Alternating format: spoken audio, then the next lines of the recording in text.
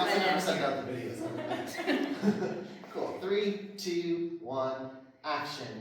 Hey guys, Matt. Desiree. We are here with Intermediate 3, the final of our 9-month Progressive West Coast Swing syllabus. Woo! We had 3 very different concepts that we were covering in each of today's classes. The first class we were talking about rides. And so rides, for those of you that don't know, is essentially a rotational counterbalancing move in West Coast Swing. Motion. Think about that ride at Disney where like you start and you're on the pads and then it starts rotating and all of a sudden the floor drops out, but there's so much rotational force you're stuck to the wall. That's kind of what we're going for. So we did this off of a whip. 1, 2, 3, and set on 4. The better the set or prep, and we're going to scoot back this way so we don't run into your legs.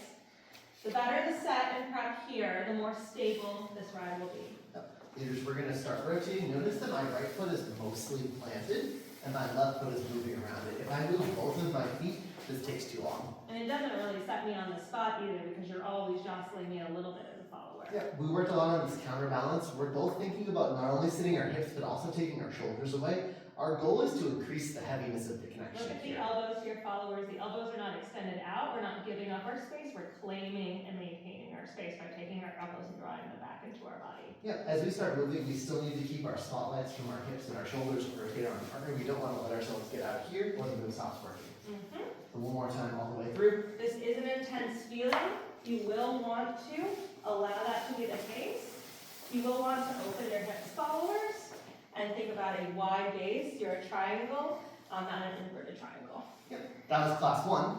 Class 2, we talked about what we call double resistance, where essentially instead of going 5 and 6 and building the resistance in one direction, we go away on 5, in on 6, Compression, away again on 1 stretch, to lead, and 2. delayed 1 action. So we started this off of a push break.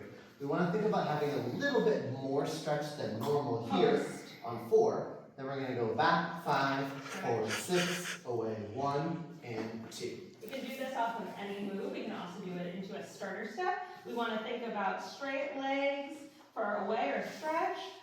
One bent, the back leg bent for compression, straight legs again, and 1. It is a syncopation. Yeah, our forward practice leaders is going 5 and 6 and 5 and 6 over and over again, getting really comfortable with moving our feet basically in double time with what we're used to. And 1 and 2. At the higher levels, we all need to practice our footwork solo multiple times a week over the course of several months to get it ingrained as well as try it out socially.